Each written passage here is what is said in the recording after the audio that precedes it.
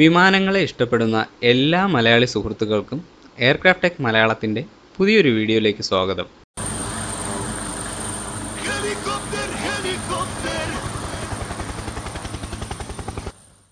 ഇവിടെ ഇപ്പോൾ ഹെലികോപ്റ്ററുകളെ കുറിച്ച് പ്രത്യേകിച്ചൊരു ഇൻട്രൊഡക്ഷൻ്റെ ആവശ്യമുണ്ടെന്ന് ഞങ്ങൾക്ക് തോന്നുന്നില്ല. ഒരു സാധാരണ വിമാനത്തെ കൊണ്ട് സാധിക്കാത്ത പല കാര്യങ്ങളും ചെയ്യാൻ ഹെലികോപ്റ്ററുകൾക്ക് കഴിയും. പ്രധാനമായും സൈനിക ഉപയോഗങ്ങൾ മുതൽ വളരെ റിമോട്ടായിട്ടുള്ള പ്രദേശങ്ങളിലെ ഇലക്ഷൻ പ്രചരണങ്ങൾ, ടൂറിസം, കാർഷിക ആവശ്യങ്ങൾ, ഓഫ് ഷോർ ആക്ടിവിറ്റീസ്, പിന്നെ സിനിമ ഷൂട്ടിംഗ്, മേൽപ്പറഞ്ഞ ആവശ്യങ്ങൾക്ക് പുറമെ രക്ഷകന്റെ റോളും വളരെ ഭംഗിയായി ചെയ്യുന്നവയാണ് ഹെലികോപ്റ്ററുകൾ. നമ്മൾ കണ്ട പല റെസ്ക്യൂ ഓപ്പറേഷനുകളിലും ഹെലികോപ്റ്ററുകൾ ഒരു അവിഭാജ്യ ഘടകമായിരുന്നു. കേരളത്തിൽ പ്രളയം വന്നപ്പോഴൊക്കെ മുഖ്യധാരയിൽ തന്നെ ഹെലികോപ്റ്ററുകൾ ഉണ്ടായിരുന്നു. ഇത്രയേറെ അനന്ത സാധ്യതകൾക്ക് പുറമെ കാറ്റുകൊള്ളാനും പപ്പടം പറത്തിവിടാനും വരെ ഹെലികോപ്റ്ററുകൾ ഉപയോഗിക്കാമെന്ന് അടുത്തിടെ കാണാനിടയായി. അപ്പോൾ ഒരുപാട് വെച്ച് താമസിപ്പിക്കാതെ തന്നെ ഹെലികോപ്റ്ററുകളുടെ ടെക്നിക്കലായിട്ടുള്ള കാര്യങ്ങൾ നമുക്കൊന്ന് കീറിമുറിച്ച് പരിശോധിക്കാം. എയ്റോപ്ലെയിനുകളിൽ നിന്നും ഹെലികോപ്റ്ററുകളെ വ്യത്യസ്തമാക്കുന്നത് അവയുടെ ഓപ്പറേറ്റിംഗ് ഫ്ലെക്സിബിലിറ്റി തന്നെയാണ്. എയ്റോപ്ലെയിനുകൾക്ക് ടേക്ക് ഓഫിനും ലാൻഡിങ്ങിനും റൺവേ ആവശ്യമായി വരുമ്പോൾ പെട്ടെന്ന് തട്ടിക്കൂട്ടിയ ഒരു ഹെലിപാഡിലോ നിരപ്പായ പ്രദേശങ്ങളിലോ നല്ല ഉറപ്പുള്ള കെട്ടിടങ്ങളുടെ മുകളിലോ ഒക്കെ ഹെലികോപ്റ്റർ കൊണ്ടുവന്ന് ഇറക്കാൻ സാധിച്ചേക്കും. വിമാനങ്ങൾ അഥവാ എയർക്രാഫ്റ്റ് എന്ന് വെച്ചാൽ അതിൽ എയ്റോപ്ലെയിൻ, ഹെലികോപ്റ്ററുകൾ, airship, hot air balloon, microlight വിമാനങ്ങൾ, ഗ്ലൈഡറുകൾ, കൈറ്റ്സ്, അങ്ങനെ അനേകം മെഷീനുകൾ ഉൾപ്പെടുന്നുണ്ട്. ഈ പറഞ്ഞവയിൽ തന്നെ എയ്റോപ്ലെയിനും ഹെലികോപ്റ്ററുമായിരിക്കും നമുക്ക് ഏറ്റവും പരിചിതമായ എയർക്രാഫ്റ്റുകൾ. അവ തമ്മിൽ ഏറെ വ്യത്യാസങ്ങളുണ്ട്. എയ്റോപ്ലെയിൻ ഫിക്സ്ഡ് വിങ് എയർക്രാഫ്റ്റ് എന്ന കാറ്റഗറിയിൽ വരുന്നവയാണ്. അതായത് ആ പേരിൽ പറയുന്ന പോലെ തന്നെ അവയുടെ ചിറകുകൾ ഒരിടത്ത് ഫിക്സ് ചെയ്ത് വെച്ചിരിക്കുകയാണ്. ഇനി ഹെലികോപ്റ്ററുകളുടെ കാര്യം നോക്കുകയാണെങ്കിൽ അവ റോട്ടറി വിങ് എയർക്രാഫ്റ്റ് എന്ന കാറ്റഗറിയിലാണ് വരുന്നത്. ഇവിടെയും ആ പേര് ശ്രദ്ധിച്ചാൽ മനസ്സിലാകും, റൊട്ടേറ്റ് ചെയ്യുന്ന ചിറകുകളോട് കൂടിയ വിമാനം എന്നാണ് അതിനർത്ഥം. റോട്ടറി വിങ് എയർക്രാഫ്റ്റ് എന്നതിനെ ചുരുക്കി റോട്ടർ ക്രാഫ്റ്റ് എന്നും ഹെലികോപ്റ്ററുകളെ വിളിക്കാറുണ്ട്. ഹെലികോപ്റ്ററുകളുടെ പ്രധാന ഭാഗങ്ങളെ ഓരോന്നായി നമുക്കിനി പരിചയപ്പെടാം. ഫ്യൂസലേജ്. ഈ ഭാഗത്താണ് പൈലറ്റുമാർ ഇരിക്കുന്ന കോക്പിറ്റ്, പിന്നെ യാത്രക്കാരിരിക്കുന്ന പാസഞ്ചർ ക്യാബിൻ, അവരുടെ ബാഗേജസ് വയ്ക്കുവാനുള്ള ബാഗേജ് കമ്പാർട്ട്മെൻറ്റ്, ഇവയെല്ലാം വരുന്നത്. ഒരു സാധാരണ ചെറിയ പാസഞ്ചർ ഹെലികോപ്റ്ററിൻ്റെ കാര്യമാണ് ഇപ്പോൾ ഞങ്ങൾ പറയുന്നത്. ഏത് കാറ്റഗറിയിൽ വരുന്നു അല്ലെങ്കിൽ എന്ത് ആവശ്യത്തിനായി ഉപയോഗിക്കുന്നു എന്നതിനെ ആശ്രയിച്ചിരിക്കും അതിൻ്റെ ഫ്യൂസലേജിൻ്റെ ഡിസൈൻ. ഇവിടെ ഉദാഹരണത്തിന് ചില ഹെലികോപ്റ്ററുകൾ ഭാരം ഉയർത്തുവാൻ വേണ്ടി മാത്രമോ അല്ലെങ്കിൽ ചില സ്പെഷ്യൽ മെഷീനുകൾ ചെയ്യുവാൻ വേണ്ടി മാത്രമോ ഡിസൈൻ ചെയ്തവയാകാം. അങ്ങനെയുള്ളവയുടെ രൂപം കാണുമ്പോൾ തന്നെ നമുക്കത് പെട്ടെന്ന് മനസ്സിലാകും. ഇന്ധന ടാങ്കുകളുടെ കാര്യം പറയുകയാണെങ്കിൽ ഭൂരിഭാഗം ഹെലികോപ്റ്ററുകളിലും ഇന്ധന ടാങ്കുകൾ വരുന്നത് അവയുടെ ഫ്യൂസലേജിൽ തന്നെയായിരിക്കും. അടുത്തതായി ലാൻഡിംഗ് ഗിയർ. എയ്റോപ്ലെയിനുകളിൽ കണ്ട് ശീലിച്ച വീലുകളൊക്കെയുള്ള ലാൻഡിംഗ് ഗിയറിൽ നിന്നും വ്യത്യസ്തമായി കൂടുതലും ചെറിയ ഹെലികോപ്റ്ററുകളിൽ ലാൻഡിംഗ് സ്കിഡാണ് പിടിപ്പിച്ചിട്ടുണ്ടാവുക. ഇത്തരം ലാൻഡിംഗ് സ്കിഡുകൾക്ക് ഭാരം വളരെ കുറവായിരിക്കും. പിന്നെ ഇവയുടെ കൺസ്ട്രക്ഷനും വളരെ സിമ്പിളാണ്. പക്ഷേ കുറേയേറെ പോരായ്മകളും ഉണ്ട്. ഉദാഹരണത്തിന് ഗ്രൗണ്ടിൽ ലാൻഡിംഗ് സ്കിഡ് പിടിപ്പിച്ച ഹെലികോപ്റ്ററുകളെ തള്ളിക്കൊണ്ടു പോകുന്നതൊക്കെ വലിയൊരു ചടങ്ങാണ്. വല്ല മെയിൻ്റനൻസ് ആവശ്യങ്ങൾക്ക് ഹാങ്ങറിനുള്ളിലോട്ട് കൊണ്ടുവരണമെന്ന് വെച്ചാൽ ഇതുപോലെയൊക്കെയുള്ള വീലുകളൊക്കെ പിടിപ്പിച്ച ശേഷം മാത്രമേ ഇവയെ തള്ളിക്കൊണ്ടു പോകുവാൻ കഴിയൂ. വീലുകളുള്ള ഹെലികോപ്റ്ററുകൾ ആണെങ്കിൽ ഗ്രൗണ്ടിലൂടെയുള്ള മൂവ്മെൻറ്റ് കുറച്ചുകൂടെ എളുപ്പമാണ്. അടുത്തതായി ഹെലികോപ്റ്ററുകളുടെ മർമ്മപ്രധാന ഭാഗമായ മെയിൻ റോട്ടറുകളെക്കുറിച്ചും അവ എങ്ങനെ ഹെലികോപ്റ്ററിനെ വായുവിൽ തങ്ങി നിൽക്കാൻ സഹായിക്കുന്ന ലിഫ്റ്റ് ഫോഴ്സ് ജനറേറ്റ് ചെയ്യുന്നു എന്നും വിശദമായി തന്നെ പഠിക്കാം. റോട്ടറി വിങ് എന്നുകൊണ്ട് ഉദ്ദേശിക്കുന്നത് എന്താണെന്ന് ആദ്യം നോക്കാം. ഇവിടെ റൊട്ടേറ്റ് ചെയ്യുന്ന ഭാഗങ്ങളെ റോട്ടറുകൾ എന്ന് വിളിക്കാം. നമ്മൾ കൂടുതലായും കണ്ടുവരുന്ന സാധാരണ ഹെലികോപ്റ്റർ ഡിസൈനുകളിൽ ഫ്യൂസലേജിന് മുകളിലായി നല്ല വലിപ്പമുള്ള ഒരു മെയിൻ റോട്ടറും പുറകിൽ വാൽ ഭാഗത്തായി മെയിൻ റോട്ടറിനെ അപേക്ഷിച്ച് വലിപ്പം കുറവുള്ള ഒരു ടെയിൽ റോട്ടറും കാണാം. ഞങ്ങൾ ഈ സാധാരണ ഹെലികോപ്റ്റർ എന്ന് ഇടയ്ക്കിടയ്ക്ക് പറയാൻ കാരണം ചിനൂക്ക് പോലെയൊക്കെയുള്ള എയർക്രാഫ്റ്റുകളുടെ ഡിസൈൻ വളരെ വ്യത്യസ്തമാണ്. അവയെ തൽക്കാലം ഈ ഗണത്തിൽ പെടുത്താൻ കഴിയില്ല. നിന്ന നിൽപ്പിൽ തന്നെ ഹെലികോപ്റ്ററുകൾ എങ്ങനെ പറന്നു പൊങ്ങുന്നു എന്ന കാര്യം എല്ലാവർക്കും സംശയമുള്ള ഒന്നാണ്. അതിലേക്കാണ് നമ്മൾ ഇനി പോകുന്നത്. അതിനായി എയ്റോപ്ലെയിനുകളെയും ഹെലികോപ്റ്ററുകളെയും തമ്മിൽ താരതമ്യം ചെയ്തുകൊണ്ടാകും മുന്നോട്ട് പോകുന്നത്. എയറോഫോയിൽ ആകൃതിയിലുള്ള മിനിമം 2 റോട്ടർ ബ്ലേഡുകൾ കൂടി ചേർന്നതായിരിക്കും മെയിൻ റോട്ടർ. ഹെലികോപ്റ്ററിന്റെ വലിപ്പം, ലോഡ് ക്യാരിയിങ് കപ്പാസിറ്റി ഒക്കെ അനുസരിച്ച് 2-ലധികം റോട്ടർ ബ്ലേഡുകൾ സാധാരണ ഉണ്ടാകാറുണ്ട്. മെയിൻ റോട്ടറിനെ ചിലർ തെറ്റായി പ്രൊപ്പല്ലർ അല്ലെങ്കിൽ ഫാൻ എന്നൊക്കെ പറഞ്ഞു കേൾക്കാറുണ്ട്. കാണുമ്പോൾ പ്രൊപ്പല്ലർ അല്ലെങ്കിൽ ഫാൻ പോലെയൊക്കെ തോന്നുമെങ്കിലും ടെക്നിക്കൽ നെയിം മെയിൻ റോട്ടർ എന്നാണ്. മെയിൻ റോട്ടറിന്റെ ബ്ലേഡുകൾ അതിന്റെ മേൽ വരുന്ന ലോഡിനനുസരിച്ച് ബ്രേക്ക് ആകാത്ത വിധം ഫ്ലെക്സിബിൾ ആയിട്ടാണ് നിർമ്മിച്ചിരിക്കുന്നത്. ഒരു എയ്റോപ്ലെയിൻ്റെ ചിറകും ഹെലികോപ്റ്ററിന്റെ മെയിൻ റോട്ടറിന്റെ ഓരോ ബ്ലേഡും എടുത്തു നോക്കിയാൽ വലിപ്പത്തിൽ വ്യത്യാസമുണ്ടെങ്കിലും തീർച്ചയായും ഇവ രണ്ടും താഴ്ഭാഗം പരന്നതും മുകൾ ഭാഗം അല്പം ഉയർന്ന ആകൃതിയിലുള്ളതുമായ അസിമെട്രിക്കൽ എയറോഫോയിൽ ആണെന്ന് കാണാം. എയ്റോപ്ലെയിൻ വായുവിലൂടെ വേഗത്തിൽ നീങ്ങുമ്പോൾ അവയുടെ ചിറകുകൾ വായുവിനെ രണ്ടായി കീറിമുറിച്ച് ചിറകിന്റെ മുകൾ ഭാഗത്ത് പ്രഷർ കുറഞ്ഞ ഒരു റീജിയനും ഫ്ലാറ്റ് ആയിട്ടുള്ള താഴ്ഭാഗത്ത് പ്രഷർ കൂടിയ ഒരു റീജിയനും ഉണ്ടാക്കുന്നു. ഈ ഒരു മർദ്ദവ്യത്യാസമാണ് വിമാനത്തെ വായുവിൽ തങ്ങി നിർത്തുന്ന ലിഫ്റ്റ് ഫോഴ്സ് ഉണ്ടാക്കുന്നത്. അപ്പോൾ ഹെലികോപ്റ്ററിന്റെ മെയിൻ റോട്ടറിനെ അതിന്റെ എഞ്ചിന്റെ സഹായത്തോടെ നമ്മൾ കറക്കുകയാണെങ്കിൽ കറങ്ങുന്ന മെയിൻ റോട്ടറിലെ ഓരോ ബ്ലേഡുകളും നേരത്തെ പറഞ്ഞ എയറോഫോയിൽ ആകൃതി ആയതിനാൽ അവ വിമാനത്തിന്റെ ചിറകുകളെ പോലെ തന്നെ വായുവിനെ രണ്ടായി കീറിമുറിക്കുവാൻ തുടങ്ങും. അങ്ങനെ അവയുടെ ആ കറക്കം ഒരു നിശ്ചിത വേഗതയിൽ കൂടുതൽ എത്തുമ്പോൾ മുകൾ വശത്ത് പ്രഷർ വളരെ കുറഞ്ഞതും താഴ്വശത്ത് പ്രഷർ കൂടുതലുമായ അവസ്ഥയിലേക്ക് ആ മെയിൻ റോട്ടറിലെ ഓരോ ബ്ലേഡുകളും എത്തിച്ചേരും. നമുക്കറിയാം, ലിഫ്റ്റ് ഫോഴ്സ് ലഭിക്കുവാനുള്ള ആദ്യ പടിയാണ് ഈ ഒരു പ്രഷർ ഡിഫറൻസ്. മറ്റൊരു തരത്തിൽ ഇതിനെ പറയാം, ബ്ലേഡിന്റെ അപ്പർ സർഫസിലൂടെ ഉയർന്ന വേഗതയിൽ പാസ് ചെയ്യുന്ന എയറിനെ ആ എയറോഫോയിൽ ആകൃതി മൂലം ശക്തിയായി താഴേക്ക് ഡിഫ്ലക്റ്റ് ചെയ്തു വിടുന്നുണ്ട്. അതിനാൽ തന്നെ ഈ ഒരു സമയമാകുമ്പോഴേക്കും നമ്മുടെ ന്യൂട്ടന്റെ തേർഡ് ലൈൻ സടകുടഞ്ഞങ്ങ് എഴുന്നേൽക്കും. അങ്ങനെ നല്ല വേഗതയിൽ കറങ്ങിയെത്തുമ്പോൾ റോട്ടറിലെ എല്ലാ ബ്ലേഡുകളുടെയും കൂട്ടായ പ്രവർത്തന ഫലമായി വലിയൊരു അളവ് എയർ ആയിരിക്കും താഴേക്ക് തള്ളപ്പെടുന്നത്. ഇതാണ് ഇവിടെ നടക്കുന്ന ആക്ഷൻ.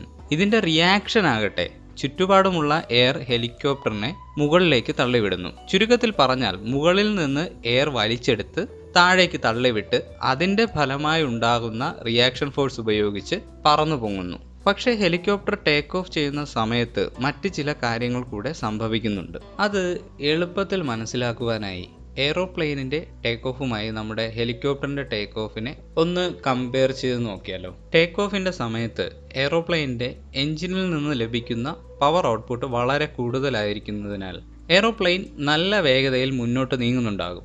ഈ സമയത്ത് ചിറകുകളിൽ ഉണ്ടാകുന്ന ലിഫ്റ്റ് ഫോഴ്സ് എയ്റോപ്ലെയിനിന് പറന്നു പൊങ്ങുവാനുള്ളത്ര സഫിഷ്യൻ്റ് അല്ല. അതുമല്ല, ഇങ്ങനെ ഓടിക്കൊണ്ടിരുന്ന റൺവേയും തീർന്നു പോകും. റൺവേ തീർന്നു പോകുന്നതിന് മുമ്പ് നമുക്ക് പറന്നു പൊങ്ങിയല്ലേ പറ്റൂ. അതിനായി റൺവേയിലൂടെ വിമാനം ഓടി ഒരു പ്രത്യേക വേഗത കൈവരിച്ചതിന് ശേഷം മാത്രം പൈലറ്റ് അദ്ദേഹത്തിന്റെ കൺട്രോൾ കോളം ഉപയോഗിച്ച് എയ്റോപ്ലെയിനിന്റെ മുൻവശം അഥവാ നോ സെക്ഷൻ ചെറിയ തോതിൽ ഉയർത്തിക്കൊണ്ടിരിക്കുന്നു. അപ്പോൾ ചിറകിന്റെ ആംഗിൾ ഓഫ് അറ്റാക്ക് ക്രമേണ കൂടുകയും അതിന്റെ ഫലമായി കൂടുതൽ ലിഫ്റ്റ് ജനറേറ്റ് ചെയ്യപ്പെടുകയും ചെയ്യും. ടേക്ക് ഓഫ് സമയത്ത് സ്വാഭാവികമായും നമുക്ക് കുറഞ്ഞ സമയം കൊണ്ട് കൂടുതൽ ലിഫ്റ്റ് വേണമല്ലോ. അതിനാണ് ഇങ്ങനെ ചെയ്യുന്നത്. ഇനി ഹെലികോപ്റ്ററിന്റെ ടേക്ക് ഓഫിലേക്ക് വരാം. എഞ്ചിനിൽ നിന്നുള്ള പവർ മെയിൻ റോട്ടറിൽ എത്തുകയും അത് വളരെ വേഗത്തിൽ കറങ്ങുവാനും തുടങ്ങുന്നു. ഇത് വലിയൊരളവിൽ വായുവിനെ റോട്ടർ ബ്ലേഡിന്റെ മുകളിൽ നിന്ന് താഴേക്ക് ഡിഫ്ലക്റ്റ് ചെയ്തു വിടുന്നു. അതിന്റെ പരിണിത ഫലം എന്നോണം അവിടെ ചെറിയ തോതിൽ ലിഫ്റ്റ് ഫോഴ്സ് ജനറേറ്റ് ചെയ്തു തുടങ്ങും. പക്ഷേ ഹെലികോപ്റ്ററിന് അതിന്റെ ഭാരത്തെ മറികടന്ന് പറന്നു പൊങ്ങാൻ അപ്പോൾ ലഭിക്കുന്ന ലിഫ്റ്റ് ഫോഴ്സ് ഒട്ടും പര്യാപ്തമാകില്ല. ഇവിടെ ലിഫ്റ്റ് ഫോഴ്സ് ഉണ്ടാക്കുന്നത് റോട്ടർ ബ്ലേഡുകളായതിനാൽ ആ ഓരോ റോട്ടർ ബ്ലേഡിന്റെയും ആംഗിൾ ഓഫ് അറ്റാക്ക് ഒരുമിച്ച് ഒരേ അളവിൽ കൂട്ടുകയാണെങ്കിൽ അവ ഡിഫ്ലക്റ്റ് ചെയ്തു താഴേക്ക് തള്ളിവിടുന്ന എയറിന്റെ അളവും കൂടും. അതായത് action force angle of attack കൂടുന്നതിന് ആനുപാതികമായി കൂടും. ഇവിടെ ആക്ഷൻ ഫോഴ്സ് കൂടുകയാണെങ്കിൽ അതിന്റെ റിയാക്ഷൻ ഫോഴ്സും കൂടാതെ തരമില്ല. ഇതാണ് ഹെലികോപ്റ്ററിനെ നിന്ന നിൽപ്പിൽ പെട്ടെന്ന് പറന്നു പോകാൻ സഹായിക്കുന്നത്. ഹെലികോപ്റ്ററിന്റെ കോക്പിറ്റിലുള്ള ഈ ഒരു ലിവറിനെ ജസ്റ്റ് ഒന്ന് പരിചയപ്പെടുത്താം. കളക്റ്റീവ് പിച്ച് ലിവർ എന്നാണ് ഇത് അറിയപ്പെടുന്നത്. ഇതിൽ ആക്സിലറേറ്റർ പോലുള്ള ഭാഗത്ത് തിരിക്കുന്നതിനനുസരിച്ച് മെയിൻ റോട്ടർ കറങ്ങുന്ന സ്പീഡ് കൺട്രോൾ ചെയ്യപ്പെടുന്നു. അതോടൊപ്പം നമ്മൾ നേരത്തെ പറഞ്ഞ പോലെ 2 അതിലധികമോ റോട്ടർ ബ്ലേഡുകൾ ഒരു റോട്ടറിൽ ഉണ്ടാകും. ഇവയുടെ എല്ലാം angle of attack main rotor കറങ്ങിക്കൊണ്ടിരിക്കുമ്പോൾ തന്നെ ഒരുമിച്ച് ഒരേപോലെ, അതായത് കളക്റ്റീവ്ലി ചേഞ്ച് ചെയ്യണം. അതിനായി ഹെലികോപ്റ്ററിന്റെ പൈലറ്റ് ഈ കളക്റ്റീവ് പിച്ച് ലിവർ അല്പാൽപമായി മുകളിലേക്ക് ഉയർത്തുന്നു. എല്ലാ റോട്ടർ ബ്ലേഡുകളുടെയും ആംഗിൾ ഓഫ് അറ്റാക്ക് അതിനനുസരിച്ച് കൂടുന്നുണ്ടാകും. ഇത് ടേക്ക് ഓഫ് വളരെ വേഗത്തിലാക്കുന്നു. മാത്രമല്ല ഹെലികോപ്റ്റർ താഴേക്ക് തള്ളിവിടുന്ന എയറും അതിന്റെ ചുറ്റുപാടുമുള്ള എയറും പിന്നെ നിലത്ത് ചെന്ന് തട്ടിയ ശേഷം തിരിച്ച് മുകളിലേക്ക് വരുന്ന എയറും എല്ലാം ചേർന്ന് ഒരു കുഷനിങ് എഫക്റ്റ് അല്ലെങ്കിൽ ഗ്രൗണ്ട് എഫക്റ്റ് കൂടെ ഹെലികോപ്റ്ററിന്റെ ടേക്ക് ഓഫ് സമയത്ത് ഉണ്ടാക്കുന്നുണ്ട്. ഇതും ടേക്ക് ഓഫിനെ സഹായിക്കുന്നുണ്ട്. കണ്ടാൽ ഒരു പമ്പരം പോലെയൊക്കെ ഇരിക്കുമെങ്കിലും പുള്ളി ആള് ചില്ലറക്കാരനൊന്നുമല്ല. ടെയിൽ റോട്ടർ അല്ലെങ്കിൽ ടെയിൽ ആൻറ്റി ടോർക്ക് റോട്ടർ എന്നാണ് ഇത് അറിയപ്പെടുന്നത്. ടെയിൽ റോട്ടർ തന്നെ ഇവിടെ പിടിപ്പിച്ചിരിക്കണമെന്ന് നിർബന്ധമൊന്നുമില്ല, വേറെ സംഗതികൾ ഉപയോഗിക്കാറുണ്ട്. ചില ഹെലികോപ്റ്ററുകളിൽ ഫെനസ്ട്രോണുകളാവും ഉണ്ടാവുക. അതുമല്ലാതെ ടെയിൽ റോട്ടർ ഇല്ലാത്ത നോട്ടാർ ടെക്നോളജി ഉപയോഗിക്കുന്ന ഹെലികോപ്റ്ററുകളും ഉണ്ട്. പക്ഷേ ഏറ്റവും കൂടുതൽ കണ്ടുവരാറുള്ളത് ടെയിൽ റോട്ടർ മെക്കാനിസം തന്നെയാണ്. ഈ ടെയിൽ റോട്ടർ നിലത്ത് നിന്ന് തട്ടുന്നത് തടയാൻ ഒരു ടെയിൽ സ്കിഡ് അല്ലെങ്കിൽ ടെയിൽ റോട്ടർ ഗാർഡും പുറകുവശത്ത് കൊടുത്തിട്ടുണ്ടാകും. നമ്മൾ മുൻപ് പറഞ്ഞില്ലേ, ലാൻഡിംഗ് സ്കിഡ് പിടിപ്പിച്ച ഹെലികോപ്റ്റർ വീലൊക്കെ വെച്ച് നിലത്തൂടെ തള്ളിക്കൊണ്ടുപോകുന്ന കാര്യം. ആ സമയത്ത് ഈ ടെയിൽ സ്കിഡിൽ ഒരാൾ പിടിച്ചിരിക്കും. അയാൾ ടെയിൽ സ്കിഡിനെ ഇടത്തോട്ടും വലത്തോട്ടും തിരിക്കുന്നത് വഴി അപ്പോൾ നമുക്ക് ഹെലികോപ്റ്ററിന്റെ ദിശ നിയന്ത്രിക്കുവാൻ കഴിയും. നമുക്ക് ടെയിൽ റോട്ടറിലേക്ക് മടങ്ങി വരാം. എന്താണ് ശരിക്കും ടെയിൽ റോട്ടറിന്റെ ആവശ്യം അല്ലെങ്കിൽ ഉപയോഗം, അതിനി വിശദമായി പറയാം. അതിനു മുമ്പ് ടെയിൽ റോട്ടർ പണിമുടക്കിയാൽ എന്താണ് സംഭവിക്കുന്നതെന്ന് നമുക്ക് ജസ്റ്റ് ഒന്ന് നോക്കാം.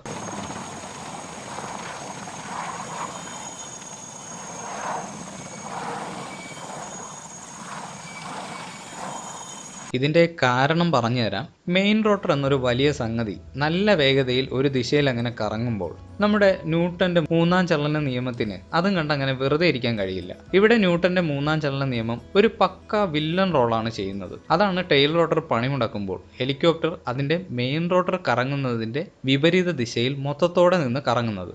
ഡ്രില്ലിംഗ് മെഷീൻ അല്ലെങ്കിൽ നല്ല ടോർക്കുള്ള ന്യൂമാറ്റിക് മെഷീൻസ് ഒക്കെ ഉപയോഗിച്ചിട്ടുള്ളവർക്ക് ഒരിക്കലെങ്കിലും ഈ വിപരീത ദിശയിലുള്ള കറക്കം അവരുടെ കയ്യിൽ അനുഭവപ്പെട്ടിട്ടുണ്ടാകും. മെയിൻ റോട്ടർ അത്യാവശ്യം ഭാരമുള്ള ഒരു ഒബ്ജക്റ്റ് ആണ്. അതിനെ പിടിച്ച് വേഗത്തിൽ കറക്കുക അത്ര എളുപ്പമുള്ള കാര്യമല്ല.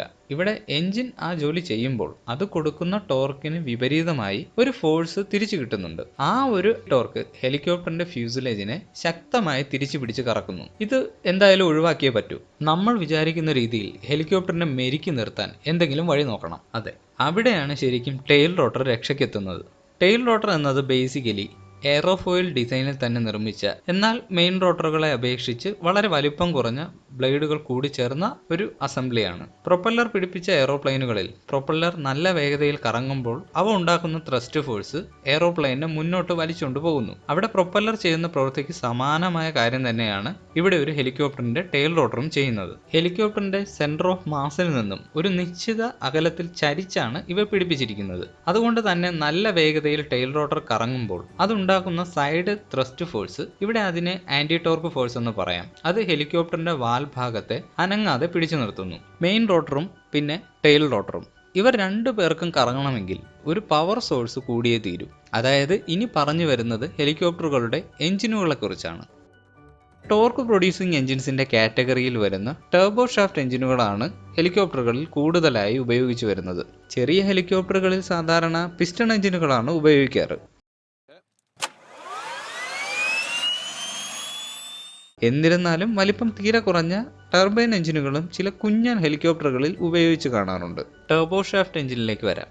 ജെറ്റ് എഞ്ചിന്റെ ബേസിക് നമ്മൾ മറ്റൊരു വീഡിയോയിൽ ചെയ്തിട്ടുണ്ട്. അതിനാൽ ഒരുപാട് ഡീപ്പായിട്ട് പോയി സമയം കളയുന്നില്ല. എങ്കിലും അത്യാവശ്യം വേണ്ട കാര്യങ്ങൾ പറയാതിരിക്കുവാനും കഴിയില്ല.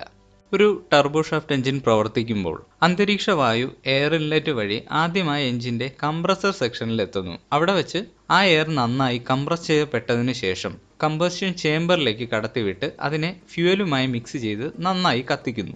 ഇങ്ങനെ കത്തിയ ശേഷം വരുന്ന ഈ ഹൈ ടെമ്പറേച്ചർ ഗ്യാസിന് പെട്ടെന്ന് നടക്കുന്ന ആ ഒരു എക്സ്പാൻഷൻ കാരണം നല്ല വേഗത ഉണ്ടാകും. അങ്ങനെ നല്ല വേഗതയിൽ അവ വന്ന് ടർബൈൻ സെക്ഷനിലാകും ആദ്യം സ്ട്രൈക്ക് ചെയ്യുന്നത്. ഇവിടെ 2 സെറ്റ് ടർബൈൻസ് ഉണ്ടാകും. ആദ്യത്തേത് കംപ്രസർ സെക്ഷനെ പിടിച്ച് കറക്കുവാനുള്ള ടർബൈനാണ്. കംപ്രസർ സെക്ഷനും ആദ്യത്തെ ടർബൈനും അതിനാൽ ഒറ്റ ഷാഫ്റ്റിലായിരിക്കും മൗണ്ട് ചെയ്തിരിക്കുന്നത്. ആദ്യത്തെ കംപ്രസറും അതിൻ്റെ ടർബൈനും ചേർന്ന ഈ ഭാഗത്തെ ഗ്യാസ് ജനറേറ്റർ സെക്ഷൻ എന്ന് വിളിക്കുന്നു. ഗ്യാസ് ജനറേറ്റർ സെക്ഷന്റെ ഷാഫ്റ്റ് ഒരു ഹോളോ ഷാഫ്റ്റ് ആയിരിക്കും. കാരണം അതിനകത്തുകൂടെ കുറച്ചുകൂടെ നീളം കൂടിയ മറ്റൊരു ഷാഫ്റ്റ് പോകുന്നുണ്ട്. ആ ഷാഫ്റ്റിലാണ് നമുക്ക് വേണ്ട പവർ എക്സ്ട്രാക്ട് ചെയ്തെടുക്കാനുള്ള പവർ ടർബൈൻ പിടിപ്പിച്ചിരിക്കുന്നത്. ഗ്യാസ് ജനറേറ്റർ സെക്ഷന്റെ അകത്തുകൂടെയാണ് പവർ ടർബൈൻ്റെ ഷാഫ്റ്റ് പോകുന്നതെന്ന് പറഞ്ഞു. അവ രണ്ടും ബിയറിംഗ് ഉപയോഗിച്ച് സപ്പോർട്ട് ചെയ്താണ് വെച്ചിരിക്കുന്നത്. രണ്ട് ഷാഫ്റ്റും വിപരീത ദിശയിലാണ് കറങ്ങുന്നത്. ഉയർന്ന വേഗതയിൽ കറങ്ങുമ്പോഴുണ്ടാകുന്ന ആ ഒരു ഗൈറോസ്കോപ്പിക് എഫക്റ്റ് കുറയ്ക്കുവാനാണ് ഇങ്ങനെ സെറ്റ് ചെയ്തു വെച്ചിരിക്കുന്നത്. എഞ്ചിനിൽ നിന്ന് ലഭിക്കുന്ന പവർ ഔട്ട്പുട്ട് ഡയറക്റ്റായി നമ്മുടെ മെയിൻ റോട്ടറിനെയോ ടെയിൽ റോട്ടറിനെയോ കറക്കുവാനായി ഉപയോഗിക്കാൻ കഴിയില്ല. ഇവിടെ മെയിൻ റോട്ടറിന്റെ കാര്യം പറയുകയാണെങ്കിൽ അത്യാവശ്യം നല്ല ഭാരവും ഡയമീറ്ററും ഉള്ള ഒരു സംഭവമാണല്ലോ മെയിൻ റോട്ടർ. അതിൻ്റെ ഓരോ ബ്ലേഡുകളും ഇവിടെ ഹബ്ബിൽ ഉറപ്പിച്ചു വെച്ചിരിക്കുകയാണ്. കറങ്ങുന്ന സമയത്ത് റോട്ടർ ബ്ലേഡുകൾ അവയുടെ മാസ് കാരണം ദൂരേക്ക് തെറിച്ചു പോകാൻ നോക്കും. പണ്ട് നമ്മൾ പഠിച്ചിട്ടുള്ള സെൻട്രിഫ്യൂഗൽ ഫോഴ്സ് അഥവാ അപകേന്ദ്ര ബലമാണ് ഇതിന് കാരണം. ഹെലികോപ്റ്ററിൻ്റെ എഞ്ചിൻ ഏകദേശം 2000 തവണയോ അതിൽ കൂടുതലോ വേഗതയിൽ ഒരു മിനിറ്റിൽ കറങ്ങുന്നുണ്ടാകും. ആ ഒരു RPM-ൽ മെയിൻ റോട്ടർ കറങ്ങിയാൽ സംഗതി കയ്യിന്നു പോകും. ഹെലികോപ്റ്ററുകളുടെ മെയിൻ റോട്ടറിൻ്റെ വലിപ്പം അഥവാ ഡയമീറ്റർ അനുസരിച്ച് ചെറിയ ഹെലികോപ്റ്ററുകളിൽ 400 മുതൽ 500 RPM-ഉം വലിയ ഹെലികോപ്റ്ററുകളിൽ ഏകദേശം 250 RPM-ലുമൊക്കെ മെയിൻ റോട്ടർ കറങ്ങാൻ പാടുള്ളൂ എന്ന് അതാത് ഹെലികോപ്റ്ററുകളുടെ മാനുഫാക്ചറേഴ്സ് സെറ്റ് ചെയ്ത് വെച്ചിട്ടുണ്ടാകും. ഒരു റിഡക്ഷൻ ഗിയർ ബോക്സ് മെക്കാനിസം ഉപയോഗിച്ചാണ് മെയിൻ റോട്ടറിന്റെ RPM കുറയ്ക്കുന്നത്. ഹെലികോപ്റ്ററിന്റെ എഞ്ചിനിൽ നിന്നുള്ള ഡ്രൈവ് ഒരു ഇൻപുട്ട് ഡ്രൈവ് ഷാഫ്റ്റിലൂടെ ഈ റിഡക്ഷൻ ഗിയർ ബോക്സ് അഥവാ മെയിൻ ഗിയർ ബോക്സിലെത്തും. ഒന്നിലധികം എഞ്ചിനുകളുള്ള ഹെലികോപ്റ്ററുകളിൽ ഇൻപുട്ട് ഡ്രൈവ് ഷാഫ്റ്റും സ്വാഭാവികമായി അതിനനുസരിച്ചുണ്ടാകും. മെയിൻ ഗിയർ ബോക്സിനുള്ളിലുള്ള ഗിയറുകളുടെ സഹായത്തോടെ സാധാരണയായി പ്ലാനറ്ററി ഗിയർ സിസ്റ്റം ആകും ഉപയോഗിക്കുക. അവ ഉപയോഗിച്ച് മെയിൻ റോട്ടറിന്റെ RPM വളരെയേറെ കുറച്ച് നമുക്ക് വേണ്ട ആ ഒരു അളവിൽ കൊണ്ടെത്തിക്കുന്നു. പുറകിലുള്ള നമ്മുടെ മറ്റൊരു മെയിൻ കഥാപാത്രമായ ടെയിൽ റോട്ടറിലേക്കുള്ള ഡ്രൈവ് ഈ മെയിൻ ഗിയർ ബോക്സിൽ നിന്ന് ടെയിൽ റോട്ടർ ഡ്രൈവ് ഷാഫ്റ്റ് വഴി പുറകിലേക്കും പോകുന്നുണ്ട്. ടെയിൽ റോട്ടർ കറങ്ങേണ്ടുന്ന വേഗതയും സെറ്റ് ചെയ്ത് വെച്ചിട്ടുണ്ട്. 3:1 തൊട്ട് 6:1 എന്നിങ്ങനെ ഹെലികോപ്റ്ററിന്റെ വലിപ്പം അനുസരിച്ച് അതിന്റെ മാനുഫാക്ചറേഴ്സ് ആണ് അത് തീരുമാനിക്കുന്നത്. 3:1 എന്ന് വെച്ചാൽ മെയിൻ റോട്ടർ ഒരു ഫുൾ റൊട്ടേഷൻ പൂർത്തിയാക്കുമ്പോൾ ആ ഹെലികോപ്റ്ററിന്റെ ടെയിൽ റോട്ടർ അതേസമയം 3 തവണ കറങ്ങിയിട്ടുണ്ടാകും. എഞ്ചിനിൽ നിന്ന് ഡ്രൈവ് എടുത്ത് ഹെലികോപ്റ്ററിന്റെ മെയിൻ റോട്ടറും ടെയിൽ റോട്ടറും കറക്കുക എന്ന ആ ഒരു ധർമ്മം മാത്രമല്ല ഇവിടെ മെയിൻ ഗിയർ ബോക്സിനുള്ളത്. എഞ്ചിന്റെയും ട്രാൻസ്മിഷൻ സിസ്റ്റത്തിന്റെയും ഓയിൽ പമ്പ്, ഹൈഡ്രോളിക് പമ്പ്, പിന്നെ ഹെലികോപ്റ്ററിന് വേണ്ട ഇലക്ട്രിക്കൽ സപ്ലൈ പ്രൊവൈഡ് ചെയ്യുവാനുള്ള ജനറേറ്റർ, എയർ കണ്ടീഷന്റെ കംപ്രസർ, അങ്ങനെ ഒട്ടനേകം കമ്പോണൻസിന് കറങ്ങുവാനുള്ള ഡ്രൈവ് നൽകുന്നത് നമ്മുടെ ഈ മെയിൻ ഗിയർ ബോക്സ് ആണ്. ഈ ഓരോ കോമ്പോണൻസും എത്ര സ്പീഡിൽ കറങ്ങണമെന്ന് മുൻപേ തന്നെ നമ്മുടെ ഹെലികോപ്റ്ററിന്റെ മാനുഫാക്ചറർ സെറ്റ് ചെയ്ത് വെച്ചിട്ടുണ്ടാകും. ഒരു സ്പീഡ് ഗവർണർ മെക്കാനിസം ഉപയോഗിച്ച് മെയിൻ റോട്ടർ കറങ്ങുന്ന വേഗത അതിൻ്റെ മാക്സിമം ഓപ്പറേറ്റിംഗ് സ്പീഡ് ലിമിറ്റിൽ നിന്നും കൂടിപ്പോകുന്നില്ല എന്ന് എപ്പോഴും ഉറപ്പുവരുത്തുന്നുണ്ടാകും. ഇതിനു പുറമെ ആവശ്യമെങ്കിൽ മെയിൻ റോട്ടറിലേക്കും ടെയിൽ റോട്ടറിലേക്കും ഡ്രൈവ് കൊടുക്കുന്ന ആ ട്രാൻസ്മിഷൻ യൂണിറ്റിനെ തന്നെ താൽക്കാലികമായി എഞ്ചിനിൽ നിന്നും ഒരു ഫ്രീ വീലിംഗ് മെക്കാനിസം ഉപയോഗിച്ച് ഡിസെൻഗേജ് ചെയ്യാൻ കഴിയും. മെയിൻ റോട്ടറിനെ കുറിച്ച് ഒരു കാര്യം കൂടെ പറഞ്ഞിട്ട് അടുത്ത പാർട്ടിലേക്ക് പോകാം. ഹെലികോപ്റ്റർ ഫ്ലൈയിങ് ഒക്കെ കഴിഞ്ഞ് തിരിച്ച് ലാൻഡ് ചെയ്ത് നമ്മൾ എൻജിനൊക്കെ ഷട്ട് ഡൗൺ ചെയ്ത് കഴിഞ്ഞാലും മെയിൻ റോട്ടറും ടെയിൽ റോട്ടറും ആ ഒരു ഇനേർഷ്യ മൂലം അങ്ങനെ കറങ്ങിക്കൊണ്ടിരിക്കും. എപ്പോഴും അങ്ങനെ കുറേ നേരം കറങ്ങിക്കൊണ്ടിരുന്നാൽ പറ്റില്ലല്ലോ. ആ കറക്കം നിർത്തുവാനായി ഒരു റോട്ടർ ബ്രേക്ക് കോക്പിറ്റിലുണ്ടാകും. ഒരു പ്രത്യേക RPM-ൽ താഴെ മെയിൻ റോട്ടർ എത്തിയ ശേഷം റോട്ടർ ബ്രേക്ക് ഉപയോഗിച്ച് റോട്ടറിൻ്റെ കറക്കമൊക്കെ നിർത്തിയ ശേഷമാകും പൈലറ്റ് പുറത്തേക്ക് ഇറങ്ങുന്നത്. ഇനി നമുക്ക് ഈ ഹെലികോപ്റ്ററിനെ എങ്ങനെയാണ് നിയന്ത്രിച്ചു കൊണ്ട് പോകുന്നതെന്ന് നോക്കാം. ഹെലികോപ്റ്ററിൻ്റെ കോക്പിറ്റിൽ അതിനെ നിയന്ത്രിച്ചു കൊണ്ട് പോകുവാനുള്ള കുറച്ച് സംഗതികളുണ്ട്. അവയെ നമുക്ക് ഓരോന്നായി പരിചയപ്പെടാം. ആദ്യമായി കളക്റ്റീവ് പിച്ച് ലിവർ. പൈലറ്റ് ഇരിക്കുന്നതിന് ഇടതുവശത്താണ് കളക്റ്റീവ് പിച്ച് ലിവറിൻ്റെ സ്ഥാനം. പൈലറ്റ് തൻ്റെ ഇടത് കൈകൊണ്ടാണ് ഇതിനെ നിയന്ത്രിക്കുന്നത്. കാറിൻ്റെ ഹാൻഡ് ബ്രേക്ക് പോലെയൊക്കെ ചിലപ്പോൾ കളക്റ്റീവ് പിച്ച് ലിവർ കാണുമ്പോൾ തോന്നിയേക്കാം. ഡ്യുവൽ കൺട്രോൾ, അതായത് 2 പൈലറ്റുമാരുള്ള ഹെലികോപ്റ്ററുകളിൽ ഇവ 2 പേർക്കുമായി ഓരോന്ന് വീതം അവരുടെ സീറ്റിന്റെ ഇടതുവശത്ത് കൊടുത്തിട്ടുണ്ടാകും. റോട്ടർ ബ്ലേഡിന്റെ ആംഗിൾ കൂട്ടുകയും കുറയ്ക്കുകയും ചെയ്യുന്നതിനെ ബ്ലേഡിന്റെ പിച്ച് ചേഞ്ച് ചെയ്യുന്നു എന്ന് പറയാം. നമ്മുടെ കളക്റ്റീവ് പിച്ച് ലിവർ അല്പാൽപമായി ഉയർത്തുമ്പോൾ മെയിൻ റോട്ടറിലെ എല്ലാ ബ്ലേഡുകളുടെയും ആംഗിൾ ഓഫ് അറ്റാക്ക് ഒരുമിച്ച് ഒരേ അളവിൽ ആ ലിവറിന്റെ മൂവ്മെന്റിനനുസരിച്ച് കൂടുന്നുണ്ടാകും. അതുപോലെ തിരിച്ചു താഴ്ത്തുമ്പോൾ ബ്ലേഡ് ആംഗിൾ കുറയുകയും ചെയ്യും. നമ്മളിത് ഹെലികോപ്റ്ററിന്റെ ടേക്ക് ഓഫിനെ കുറിച്ച് ഡിസ്കസ് ചെയ്ത ഭാഗത്ത് മുൻപ് പറഞ്ഞിരുന്നു. കളക്റ്റീവ് പിച്ച് ലിവറിൻ്റെ തുടക്ക ഭാഗത്ത് ബൈക്കിൻ്റെയും സ്കൂട്ടറിൻ്റെയും ആക്സിലറേറ്റർ പോലെ കൈ കൊണ്ട് തിരിക്കുവാൻ പറ്റുന്ന ഒരു ഭാഗം ഉണ്ടാകും. ഇവിടെ പക്ഷെ തിരിച്ചാണ് തിരിക്കുന്നത് കേട്ടോ. അതിനെ ട്വിസ്റ്റ് ഗ്രിപ്പ് ത്രോട്ടിൽ എന്ന് ടെക്നിക്കലി പറയുന്നു. ഇവിടെ അത് എഞ്ചിൻ എത്ര വേഗത്തിൽ കറങ്ങണം എന്നതിനെ നിയന്ത്രിക്കുന്ന ത്രോട്ടിൽ കൺട്രോളാണ്. ഇപ്പോഴുള്ള ഒട്ടുമിക്ക മോഡേൺ ടർബൈൻ എഞ്ചിൻ ഹെലികോപ്റ്ററുകളിലും കോറലേറ്റർ എന്ന പേരിൽ ഒരു മെക്കാനിക്കൽ കണക്ഷൻ കളക്റ്റീവ് ലിവറിനെയും ത്രോട്ടിലിനെയും തമ്മിൽ ബന്ധിപ്പിക്കുന്നുണ്ട്. കളക്റ്റീവ് ലിവർ ഉയർത്തുമ്പോൾ എന്തായാലും എയറിന്റെ ലോഡ് കാരണം മെയിൻ റോട്ടർ സ്ലോ ആകാൻ തുടങ്ങും. അതുപോലെ കളക്റ്റീവ് ലിവർ താഴ്ത്തുമ്പോൾ പെട്ടെന്ന് ലോഡ് കുറയുന്നതിനാൽ റോട്ടർ വേഗത്തിൽ കറങ്ങാനും നോക്കും. കോറലേറ്റർ ഓട്ടോമാറ്റിക്കലി തന്നെ എഞ്ചിനിലേക്കുള്ള ഇന്ധനത്തിന്റെ സപ്ലൈ കൂട്ടിയും കുറച്ചും മെയിൻ റോട്ടറിന്റെ RPM കൺട്രോൾ ചെയ്യുന്നു. പൈലറ്റ് അതിനെക്കുറിച്ച് ചിന്തിക്കുകയേ വേണ്ട. ഇത് വീണ്ടും സിമ്പിൾ ആക്കിയിട്ടുണ്ട്. കളക്റ്റീവ് പിച്ച് ലിവർ അവിടെ തന്നെ ഉണ്ട്, പക്ഷേ കറക്കാൻ ത്രോട്ടിലൊന്നുമില്ല. ത്രോട്ടിലിന്റെ സ്ഥാനത്ത് ഒരു സ്വിച്ച് കൊടുത്തു. അത് ഐഡിൽ എന്ന പൊസിഷനിൽ വെച്ച് എഞ്ചിൻ സ്റ്റാർട്ട് ചെയ്യുക. പറന്നു പൊങ്ങാൻ റെഡി ആകുമ്പോൾ ഫ്ലൈ എന്ന പൊസിഷനിലിടുക. ഇത്തരം ഹെലികോപ്റ്ററുകളിൽ full authority digital engine control അഥവാ ഫാഡെക്സ് സിസ്റ്റം ഇൻസ്റ്റാൾ ചെയ്തിട്ടുണ്ട്. അതിലുള്ള കമ്പ്യൂട്ടേഴ്സ് RPM ഓട്ടോമാറ്റിക്കായി തന്നെ അങ്ങ് കൺട്രോൾ ചെയ്തോളും. ചുരുക്കത്തിൽ ഇത്രയേ ഉള്ളൂ. ഹെലികോപ്റ്ററിനെ പറന്നു പൊങ്ങുവാനും താഴാനും അതോടൊപ്പം എഞ്ചിൻ പവർ നിയന്ത്രിക്കുവാനും സഹായിക്കുന്ന കൺട്രോളിംഗ് ഡിവൈസ് ആണ് കളക്റ്റീവ് പിച്ച് ലിവർ. ഇനി നമുക്ക് ഹെലികോപ്റ്ററിനെ മുന്നോട്ടും പിന്നോട്ടും സഞ്ചരിക്കുവാനും പിന്നെ വശങ്ങളിലേക്ക് ചരിഞ്ഞ് സഞ്ചരിക്കുവാനും സഹായിക്കുന്ന സൈക്ലിക് പിച്ച് ലിവറിനെ പരിചയപ്പെടാം. സൈക്ലിക് പിച്ച് ലിവർ കാണുമ്പോൾ ഒരു ജോയ്സ്റ്റിക്ക് പോലെയൊക്കെ തോന്നും. പൈലറ്റ് തൻ്റെ വലത് കൈ കൊണ്ടാണ് സൈക്ലിക് പിച്ച് ലിവറിനെ നിയന്ത്രിക്കുന്നത്. അതായത് ഉഴുന്നൊക്കെ ആട്ടുന്ന നമ്മുടെ ആ ഒരു പഴയ ആട്ടുകല്ലില്ലേ, അതിൻ്റെ മൂവ്മെൻറ്റ് പോലെ എല്ലാ വശങ്ങളിലേക്കും നമുക്കത് മൂവ് ചെയ്യിക്കാൻ കഴിയും. സൈക്ലിക് പിച്ച് ലിവറിനെ മുന്നോട്ട് മൂവ് ചെയ്താൽ ഹെലികോപ്റ്റർ മുന്നോട്ടും, വശങ്ങളിലേക്ക് മൂവ് ചെയ്താൽ വശങ്ങളിലേക്കും, പുറകിലോട്ട് മൂവ് ചെയ്താൽ പുറകിലോട്ട് സഞ്ചരിക്കാൻ തുടങ്ങും. നമുക്ക് എത്രയാണോ മൂവ്മെൻറ്റ് വേണ്ടത് അത്ര മാത്രമേ ലിവർ മൂവ് ചെയ്യിക്കാവൂ. ഈ സൈക്ലിക് പിച്ച് ലിവർ വളരെ സെൻസിറ്റീവാണ്. അതുകൊണ്ട് നമ്മൾ ഒരുപാടൊക്കെ പിടിച്ച് ചരിച്ചു കൊടുത്തു കഴിഞ്ഞാൽ ചിലപ്പോൾ പെട്ടെന്ന് ഹെലികോപ്റ്ററിൻ്റെ നിയന്ത്രണം നഷ്ടപ്പെടാൻ സാധ്യതയുണ്ട്. മെയിൻ റോട്ടർ കറങ്ങുമ്പോൾ എല്ലാ ബ്ലേഡുകളും കൂടിച്ചേർന്ന് ഒരു ഡിസ്ക് പോലെയാണ് നമുക്ക് കാണുമ്പോൾ തോന്നാറ്. ഈ ഹെലികോപ്റ്ററിൻ്റെ മെയിൻ റോട്ടർ നല്ല വേഗതയിൽ കറങ്ങിക്കൊണ്ടിരിക്കുകയാണ്. ഇപ്പോൾ മെയിൻ റോട്ടർ നമ്മുടെ CD അല്ലെങ്കിൽ DVD ഒക്കെ പോലെയല്ലേ തോന്നുന്നത്. ആയതിനാൽ അതിനെ റോട്ടർ ഡിസ്ക് എന്ന് പൊതുവെ വിളിക്കാറുണ്ട്. അതിനാൽ ഇനി അങ്ങോട്ട് റോട്ടർ ഡിസ്ക് എന്ന് പറയുമ്പോൾ ആർക്കും കൺഫ്യൂഷൻ ഒന്നും ഉണ്ടാകരുത്. കളക്റ്റീവ് പിച്ച് ലിവറും ത്രോട്ടിലും ഉപയോഗിച്ച് ഹെലികോപ്റ്റർ മുകളിലേക്ക് പൊങ്ങിക്കഴിഞ്ഞു. നമുക്ക് വായുവിൽ തങ്ങി നിൽക്കുവാനുള്ള ലിഫ്റ്റ് ഫോഴ്സ് ഇപ്പോൾ ലഭിച്ചു കഴിഞ്ഞു. ഇനി മുന്നോട്ട് പോകുവാനുള്ള ത്രസ്റ്റ് ഫോഴ്സ് വേണം. എയ്റോപ്ലെയിനിലാണെങ്കിൽ ചിറകുകൾ ലിഫ്റ്റ് ഫോഴ്സ് ഉണ്ടാക്കുകയും അവയുടെ എഞ്ചിനുകൾ ത്രസ്റ്റ് ഫോഴ്സ് ഉണ്ടാക്കുകയും ചെയ്യുന്നു. ഹെലികോപ്റ്ററിൽ ഈ രണ്ട് ജോലിയും കൂടെ നമ്മുടെ മെയിൻ റോട്ടറാണ് ചെയ്യുന്നത്. അതെങ്ങനെയെന്ന് വ്യക്തമാക്കാം. നമുക്ക് മുന്നോട്ട് പോകണം. അതിന് പൈലറ്റ് സൈക്ലിക് ലിവർ പതുക്കെ മുന്നോട്ട് മൂവ് ചെയ്യിക്കുന്നു. അപ്പോൾ സംഭവിക്കുന്നത് സൈക്ലിക് പിച്ച് ലിവറിൻ്റെ മൂവ്മെൻറ്റിന് ആനുപാതികമായി മെയിൻ റോട്ടർ ഡിസ്ക് മുന്നോട്ട് ടിൽറ്റ് ചെയ്യപ്പെടുന്നു. ഈ ടിൽറ്റിങ്ങിൻ്റെ സമയത്ത് ലിഫ്റ്റ് ഫോഴ്സ് അവിടെ നിന്ന് പോകുന്നില്ല. പകരം ലിഫ്റ്റും അതോടൊപ്പം മുന്നോട്ട് പോകുവാനുള്ള ത്രസ്റ്റ് ഫോഴ്സും ഹെലികോപ്റ്ററിന് മുന്നോട്ട് പോകാൻ പാകത്തിന് ബാലൻസ് ചെയ്യപ്പെടുന്നു. ആ സമയത്ത് ഹെലികോപ്റ്റർ അതിൻ്റെ തലയൊക്കെ ഒന്ന് താഴ്ത്തിയ ശേഷം മുന്നോട്ട് സഞ്ചരിക്കുവാൻ തുടങ്ങും. ഞാൻ റോട്ടർ ഡിസ്കിൻ്റെ ടിൽറ്റിംഗ് കുറച്ചുകൂടെ വ്യക്തമായി കാണിച്ചു തരാം. ഇവിടെ ഇതൊരു MI-26 ഹെലികോപ്റ്ററാണ്. അതിന് വളരെ വേഗത്തിൽ ഗ്രൗണ്ടിലൂടെ മുന്നോട്ട് പോകുവാനായി റോട്ടർ ഡിസ്ക് മുന്നോട്ട് ടിൽറ്റ് ചെയ്യുന്നത് വളരെ വ്യക്തമായി തന്നെ ഈ വീഡിയോയിൽ നിങ്ങൾക്ക് കാണുവാൻ കഴിയും. ഇനി നമുക്ക് ഇതിൻ്റെയൊക്കെ ടെക്നിക്കൽ വശങ്ങൾ കൂടെ ഒന്ന് നോക്കിയാലോ. ഹെലികോപ്റ്ററിൻ്റെ പൈലറ്റ് കോക്പിറ്റിലുള്ള കളക്റ്റീവ് ലിവറും സൈക്ലിക് ലിവറും മൂവ് ചെയ്യിക്കുന്നതിനനുസരിച്ച് അവയിൽ അറ്റാച്ച് ചെയ്തിരിക്കുന്ന മെക്കാനിക്കൽ ലിങ്കേജസ് വഴി ആ മൂവ്മെൻറ്റ് ഹൈഡ്രോളിക് ആക്ച്വേറ്ററിൽ എത്തും. ഉയർന്ന വേഗതയിൽ കറങ്ങുന്ന മെയിൻ റോട്ടറിൻ്റെ ബ്ലേഡുകളെ മൂവ് ചെയ്യിപ്പിക്കുക എന്നത് അത്ര എളുപ്പമുള്ള കാര്യമൊന്നുമല്ല. നല്ല അളവിൽ തന്നെ ഫോഴ്സ് കൊടുക്കണം. അതിനാലാണ് ഇവിടെ ഹൈഡ്രോളിക് പവർ ഉപയോഗിക്കുന്നത്. സ്വാഷ് പ്ലേറ്റ് എന്ന് പറയുന്ന സംഗതിയാണ് കളക്റ്റീവ് ഇൻപുട്ടും സൈക്ലിക് ഇൻപുട്ടും മെയിൻ റോട്ടറിലേക്ക് കൊടുക്കുന്നത്. ഒരു ഹെലികോപ്റ്ററിൽ സാധാരണ 2 സ്വാഷ് പ്ലേറ്റുകൾ ഉണ്ടാകും. ഇവ തമ്മിൽ പരസ്പരം ചേർന്നാണ് ഇരിക്കുന്നത്.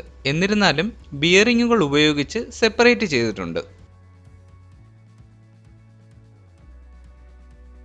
ഇതിൽ അപ്പർ സ്വാഷ് പ്ലേറ്റ് അല്ലെങ്കിൽ ടോപ്പ് സ്വാഷ് പ്ലേറ്റ് ഹിഞ്ച് പോലിരിക്കുന്ന ഡ്രൈവർ എന്ന് പറയുന്ന ഒരു മെക്കാനിസം വഴി നമ്മുടെ മെയിൻ റോട്ടറിൻ്റെ ഹബ്ബ് അല്ലെങ്കിൽ മാസ്റ്റുമായി ബന്ധിപ്പിച്ചിട്ടുണ്ട്. അതുകൊണ്ട് ഈ upper swash plate main rotor കറങ്ങുമ്പോൾ അതിനോടൊപ്പം കറങ്ങുന്നു. അതുകൂടാതെ തന്നെ അപ്പർ സ്വാഷ് പ്ലേറ്റ് മെയിൻ റോട്ടറിലെ ഓരോ റോട്ടർ ബ്ലേഡുകളുമായി ആ കമ്പ് പോലെ കാണുന്ന പിച്ച് ലിങ്ക് റോഡുകൾ അഥവാ പിച്ച് കൺട്രോൾ റോഡ് വഴി കൂടി ബന്ധിപ്പിച്ചിട്ടുണ്ട്. ചുരുക്കത്തിൽ മനസ്സിലാക്കേണ്ടത് ഇത്രയേ ഉള്ളൂ. അപ്പർ സ്വാഷ് പ്ലേറ്റും അതിൻ്റെ പിച്ച് ലിങ്ക് റോഡും എല്ലാം മെയിൻ റോട്ടറിനൊപ്പം കറങ്ങുന്ന വിധത്തിലും എന്നാൽ ലോവർ സ്വാഷ് പ്ലേറ്റ് കറങ്ങാതെ ഉറപ്പിച്ചിരിക്കുന്ന രീതിയിലുമാണ് ക്രമീകരിച്ചിരിക്കുന്നത്. ഈ രണ്ട് സ്വാഷ് പ്ലേറ്റും ഒന്നിനു മുകളിൽ ഒന്ന് എന്ന തരത്തിൽ പരസ്പരം ചേർന്നിരിക്കുന്നതിനാൽ പൈലറ്റ് കൊടുക്കുന്ന ഇൻപുട്ടിനനുസരിച്ച് താഴത്തെ സ്വാഷ് പ്ലേറ്റ് മൂവ് ചെയ്യുമ്പോൾ അത് മുകളിലത്തെ അപ്പർ സ്വാഷ് പ്ലേറ്റിനെയും കൂടെ മൂവ് ചെയ്യിപ്പിക്കും. നമ്മൾ ഹെലികോപ്റ്ററിന്റെ മുകളിലേക്ക് ഉയർത്തുവാനായി കളക്റ്റീവ് ലിവർ മുകളിലേക്ക് മൂവ് ചെയ്യിപ്പിച്ചു എന്ന് വിചാരിക്കുക. ആ ഒരു ഇൻപുട്ട് പല മെക്കാനിക്കൽ ലിങ്കേജസിലൂടെ വന്ന് ഹൈഡ്രോളിക് ആക്ച്വേറ്റേഴ്സിന്റെ സഹായത്തോടെ ലോവർ സ്വാഷ് പ്ലേറ്റ് വരെ എത്തിയ ശേഷം ആ സ്വാഷ് പ്ലേറ്റിനെ നേരെ മുകളിലേക്ക് ഉയർത്തുന്നു. ലോവർ സ്വാഷ് പ്ലേറ്റുമായി ചേർന്നിരിക്കുന്നതിനാൽ അപ്പർ സ്വാഷ് പ്ലേറ്റും അതിനനുസരിച്ച് മുകളിലേക്ക് ഉയരും. ഇത് നമ്മുടെ ആ പിച്ച് ലിങ്ക് റോഡുകളെ മുകളിലേക്ക് തള്ളുകയും ചെയ്യുന്നു. ഇവിടെ ഓരോ പിച്ച് ലിങ്ക് റോഡും ഓരോ റോട്ടർ ബ്ലേഡിന്റെ അറ്റത്ത് പിവോട്ടഡ് ജോയിന്റ് ആയിട്ടാകും അറ്റാച്ച് ചെയ്ത് വെച്ചിരിക്കുന്നത്. 2 റോട്ടർ ബ്ലേഡ് ആണെങ്കിൽ 2 പിച്ച് ലിങ്ക് റോഡുകൾ കാണും. റോട്ടർ ബ്ലേഡിന്റെ എണ്ണം കൂടുന്നതിനനുസരിച്ച് പിച്ച് ലിങ്ക് റോഡിന്റെ എണ്ണവും സ്വാഭാവികമായും കൂടും. പിച്ച് ലിങ്കിന്റെ താഴത്തെ എൻഡ് അപ്പർ സ്വാഷ് പ്ലേറ്റിലും റോഡിന്റെ മുകൾ വശം റോട്ടർ ബ്ലേഡിന്റെ റൂട്ട് സെക്ഷനിലും പിവോട്ടഡ് ജോയിന്റ് ആയിട്ടാണ് അറ്റാച്ച് ചെയ്തിരിക്കുന്നത്. ഈ ഒരു ക്രമീകരണം നമ്മൾ സ്വാഷ് പ്ലേറ്റ് വഴി കൊടുക്കുന്ന ലീനിയർ മോഷനെ ആങ്കുലാർ മോഷനാക്കി മാറ്റി അതുവഴി ബ്ലേഡിന്റെ ആങ്കിൾ അഥവാ പിച്ച് ചേഞ്ച് ആക്കുന്നു. നമ്മൾ മുമ്പ് പറഞ്ഞ കളക്റ്റീവ് പിച്ച് ലിവർ മുകളിലേക്ക് ഉയർത്തുന്ന കണ്ടീഷനിൽ അപ്പർ സ്വാഷ് പ്ലേറ്റ് എല്ലാ പിച്ച് റോഡിനെയും ഒരുമിച്ച് മുകളിലേക്ക് തള്ളുമ്പോൾ എല്ലാ റോട്ടർ ബ്ലേഡുകളുടെയും ആങ്കിൾ ഓഫ് അറ്റാക്ക് അഥവാ പിച്ച് ഒരുമിച്ച് ഒരേപോലെ കൂടുന്നതായി കാണാം. തിരിച്ച് പൈലറ്റ് ആ കളക്റ്റീവ് ലിവർ താഴ്ത്തുമ്പോൾ ലോവർ സ്വാഷ് പ്ലേറ്റ് താഴുന്നതോടൊപ്പം അപ്പർ സ്വാഷ് പ്ലേറ്റിനെയും താഴ്ത്തുന്നു. ആ മൂവ്മെന്റ് പിച്ച് ലിങ്ക് റോഡ് വഴി എല്ലാ ബ്ലേഡുകളിലും എത്തുകയും ബ്ലേഡ് ആംഗിൾ കുറയുകയും മെയിൻ റോട്ടർ പ്രൊഡ്യൂസ് ചെയ്യുന്ന ലിഫ്റ്റ് അതിന് ആനുപാതികമായി കുറഞ്ഞ് ഹെലികോപ്റ്റർ താഴേക്ക് വരുവാനും തുടങ്ങും. ഹെലികോപ്റ്ററിന്റെ സൈക്ലിക് മൂവ്മെന്റ് എങ്ങനെ സാധ്യമാകുന്നു എന്നതിലേക്ക് നമുക്കിനി കടക്കാം. സ്വാഷ് പ്ലേറ്റ് മെക്കാനിസത്തിന് ഉള്ളിലുള്ള ഒരു സ്പെറിക്കൽ ബിയറിങ്ങിന്റെ സഹായത്തോടെ നമുക്ക് സ്വാഷ് പ്ലേറ്റിനെ മുന്നിലോട്ടും പിന്നിലോട്ടും പിന്നെ വശങ്ങളിലോട്ടും ചരിക്കുവാൻ കഴിയും. ഇവിടെ ലോവർ സ്വാഷ് പ്ലേറ്റ് ഒരു വശത്തേക്ക് ചരിയുമ്പോൾ പരസ്പരം ചേർന്നിരിക്കുന്നത് കൊണ്ട് തന്നെ നമ്മുടെ മെയിൻ റോട്ടറിനൊപ്പം കറങ്ങിക്കൊണ്ടിരിക്കുന്ന അപ്പർ സ്വാഷ് പ്ലേറ്റിനും അതിനോടൊപ്പം തന്നെ ചരിഞ്ഞു കൊടുക്കേണ്ടി വരും. ചരിയുക എന്ന് പറയുമ്പോൾ നമുക്കറിയാലോ, ഒരു വശം ഉയരുകയും അതിൻ്റെ എതിർവശം താഴുകയും ചെയ്യുന്നു. ഇവിടെ നമ്മൾ സൈക്ലിക് ലിവറിനെ ഏതെങ്കിലും ഒരു വശത്തേക്ക് മുഴുവനായി മൂവ് ചെയ്ത് പിടിച്ചിരിക്കുന്നു എന്ന് സങ്കല്പിക്കുക. അപ്പോൾ സ്വാഷ് പ്ലേറ്റുകളിൽ ആ ഒരു ഇൻപുട്ട് എത്തുകയും അത് സ്വാഷ് പ്ലേറ്റുകളെ ചരിക്കുകയും ചെയ്യുന്നു.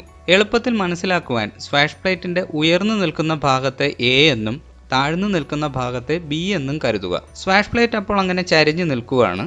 ഇനി മെയിൻ റോട്ടറിലെ ഓരോ റോട്ടർ ബ്ലേഡും കറങ്ങുന്നതിനിടയിൽ എപ്പോഴെല്ലാം എ എന്ന പോയിന്റിൽ എത്തുന്നോ അപ്പോഴെല്ലാം സ്വാഷ് പ്ലേറ്റ് ആ ബ്ലേഡ് അറ്റാച്ച് ചെയ്തിരിക്കുന്ന പിച്ച് ലിങ്ക് റോഡിനെ ഉയർത്തി അതിൻ്റെ ബ്ലേഡ് ആംഗിൾ അഥവാ പിച്ച് ഏറ്റവും കൂടിയ അളവിലെത്തിക്കുന്നു. അതിൻ്റെ ഫലമായി ആ ഒരു പോയിന്റിൽ മാത്രം ആ ബ്ലേഡ് കൂടുതൽ ലിഫ്റ്റ് ഫോഴ്സ് ജനറേറ്റ് ചെയ്യുന്നു. ആ ബ്ലേഡ് എ എന്ന പോയിന്റ് ക്രോസ് ചെയ്ത് കഴിഞ്ഞാൽ സ്വാഷ് പ്ലേറ്റിന്റെ ചരിവ് കുറഞ്ഞു വരുന്നതിനാൽ ബ്ലേഡ് ആംഗിളും കുറേശ്ശെ കുറഞ്ഞു വരും. ബി എന്ന പോയിന്റിൽ എത്തുമ്പോൾ ഏറ്റവും കുറഞ്ഞ അളവിൽ ബ്ലേഡ് ആംഗിൾ എത്തും. അതിനർത്ഥം ബി എന്ന പോയിന്റിൽ എത്തുമ്പോൾ ബ്ലേഡ് ജനറേറ്റ് ചെയ്യുന്നത് ഒരു നെഗറ്റീവ് ലിഫ്റ്റ് ആണെന്ന് പറയാം. മെയിൻ റോട്ടർ നല്ല വേഗതയിൽ കറങ്ങുമ്പോൾ ഈ ഒരു പ്രോസസ്സ് തുടർച്ചയായി സംഭവിച്ചുകൊണ്ടിരിക്കും. അതായത് ഒരു സെക്കൻഡിൽ തന്നെ ഒരുപാട് തവണ സംഭവിക്കുന്നുണ്ട്, നമുക്കത് കാണാൻ കഴിയുന്നില്ല എന്ന് മാത്രം. ഇതിങ്ങനെ തുടർച്ചയായി സംഭവിക്കുന്നതിന്റെ ഫലമായി ഹെലികോപ്റ്റർ ലിഫ്റ്റ് കുറഞ്ഞ വശത്തേക്ക് ചരിഞ്ഞ് മൂവ് ചെയ്യാൻ തുടങ്ങും. നല്ല വേഗതയിൽ കറങ്ങിക്കൊണ്ടിരിക്കുന്ന ഒരു ഒബ്ജക്റ്റിന്റെ ഒരു പോയിന്റിൽ നമ്മൾ എന്തെങ്കിലും ഒരു ഇൻപുട്ട് കൊടുക്കുന്നു എന്ന് കരുതുക. നമ്മൾ കൊടുക്കുന്ന ഇൻപുട്ടിന് എന്തായാലും ഒരു റിസൾട്ട് ഉണ്ടാകുമല്ലോ. അത് നമ്മൾ ആ ഇൻപുട്ട് കൊടുത്ത പോയിന്റിൽ നിന്നും ഒരു 90 ഡിഗ്രി മാറിയാകും സംഭവിക്കുക. ആ ഒബ്ജക്റ്റ് കറങ്ങിക്കൊണ്ടിരിക്കുന്നതിനാലാണ് ഇങ്ങനെ സംഭവിക്കുന്നത്. ഗൈറോസ്കോപ്പിക് പ്രെസിഷൻ എന്നാണ് ഇത് അറിയപ്പെടുന്നത്.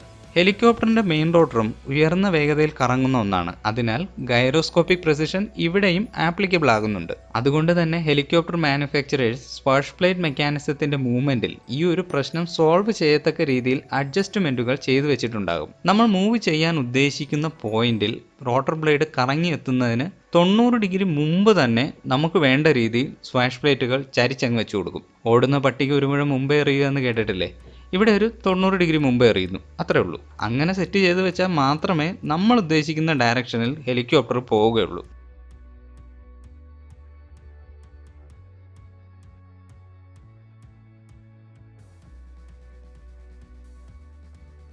ഈ ഗൈറോസ്കോപ്പിക് പ്രെസിഷനെ കുറിച്ച് ഇനിയും ഒരുപാട് പറഞ്ഞാൽ ചിലപ്പോൾ മനസ്സിലായതും കൂടെ ആവിയായിട്ട് പോകും. അതുകൊണ്ട് വീണ്ടും പറഞ്ഞ് ബോറടിപ്പിക്കുന്നില്ല.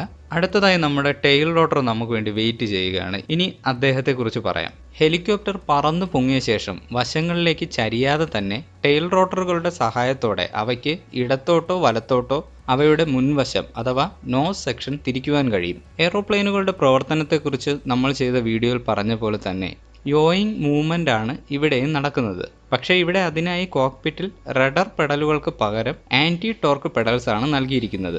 റഡർ പെഡൽ നിയന്ത്രിക്കുന്നത് പോലെ പൈലറ്റ് തന്റെ കാലുകൾ കൊണ്ടാണ് ആൻറ്റി ടോർക്ക് പെഡൽസും നിയന്ത്രിക്കുന്നത്. ഭൂരിഭാഗം ഹെലികോപ്റ്ററുകളുടെയും main rotor anticlockwise ആയിട്ടാണ് കറങ്ങാറ്. അതിനാൽ തന്നെ ഇനി പറയാൻ പോകുന്ന കാര്യങ്ങൾ നമ്മൾ മുകൾ വശത്ത് നിന്ന് നോക്കുമ്പോൾ main rotor anti clock vice ആയിട്ട് തിരിയുന്ന ഹെലികോപ്റ്ററുകൾക്ക് മാത്രമേ ആപ്ലിക്കബിൾ ആകത്തുള്ളൂ. മെയിൻ റോട്ടർ ക്ലോക്ക് വൈസ് ആയിട്ട് കറങ്ങുന്ന, ഉദാഹരണത്തിന് നമ്മുടെ ഇന്ത്യയിൽ നിർമ്മിക്കുന്ന HAL ധ്രുവ് പോലുള്ള ഹെലികോപ്റ്ററുകൾക്കും പിന്നെ ചില യൂറോപ്യൻ ഹെലികോപ്റ്ററുകൾക്കും ഈ കാര്യങ്ങൾ ആപ്ലിക്കബിൾ അല്ല.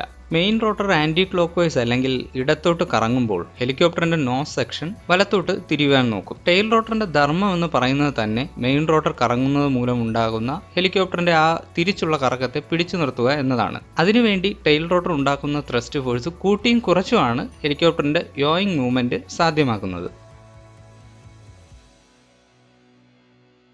ഇവിടെ ടെയിൽ റോട്ടറിന്റെ ബ്ലേഡുകളുടെ ആംഗിൾ അഥവാ പിച്ച് കൂട്ടുവാനും കുറയ്ക്കുവാനും പറ്റും. അതിനുള്ള മെക്കാനിക്കൽ ലിങ്കേജസ് നമുക്കിവിടെ കാണാൻ കഴിയും.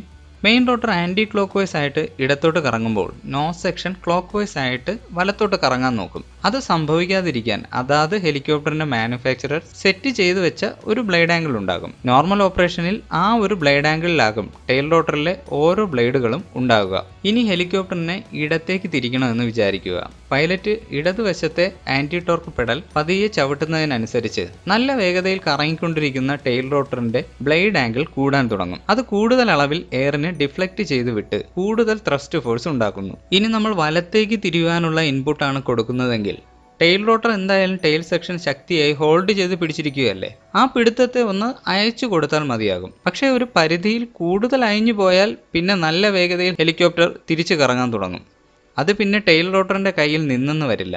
ആ ഒരു സാഹചര്യം ഒഴിവാക്കുവാനുള്ള സേഫ്റ്റി മെക്കാനിസവും ടെയിൽ റോട്ടറിൽ ഹെലികോപ്റ്ററിന്റെ മാനുഫാക്ചറർ ചെയ്തിട്ടുണ്ടാകും. പൈലറ്റിന്റെ ഇൻപുട്ടിനനുസരിച്ച് ടെയിൽ റോട്ടറിന്റെ ബ്ലേഡ് ആംഗിൾ അഥവാ പിച്ച് കുറേശ്ശെ കുറയ്ക്കുന്നു. ഈ നെഗറ്റീവ് പിച്ച് കൂടുന്നതിനനുസരിച്ച് ടെയിൽ റോട്ടർ ഉണ്ടാക്കുന്ന ത്രസ്റ്റും കുറഞ്ഞു വരുന്നു. Main rotor anti clock vice ആയിട്ട് ഇടത്തോട്ട് തിരിയുന്നതിനാൽ വിപരീത ദിശയിൽ അതായത് വലത്തോട്ടുള്ള ഹെലികോപ്റ്ററിന്റെ കറക്കത്തെ ഈ അവസരത്തിൽ ടെയിൽ റോട്ടർ കുറേശ്ശെ അനുവദിച്ചു കൊടുക്കുന്നു. അതിന്റെ ഫലമെന്നോണം ഹെലികോപ്റ്ററിന്റെ നോസ് വലത്തേക്ക് തിരിയും. ടെയിൽ റോട്ടറിനെ ഇക്കാരണത്താൽ നമുക്ക് ഇങ്ങനെ വിശേഷിപ്പിക്കാം: പുള്ളി വളരെ കടുംപിടുത്തമുള്ള കൂട്ടത്തിലാണ്, പക്ഷേ ആവശ്യമെങ്കിൽ അല്ലറ ചില്ലറ വിട്ടുവീഴ്ചകളൊക്കെ ചെയ്യാൻ തയ്യാറുമാണ്. ഹെലികോപ്റ്ററുകളിൽ പുറകുവശത്തായി വെർട്ടിക്കൽ സ്റ്റെബിലൈസറും ഹൊറിസോണ്ടൽ സ്റ്റെബിലൈസറും കൂടെ കാണാറുണ്ട്. ക്രൂയിസ് ഫ്ലൈറ്റിൽ ഹെലികോപ്റ്ററിന്റെ ഡയറക്ഷണൽ സ്റ്റെബിലിറ്റി ഇവയുണ്ടെങ്കിൽ കുറച്ചുകൂടെ ഇംപ്രൂവ് ആവും.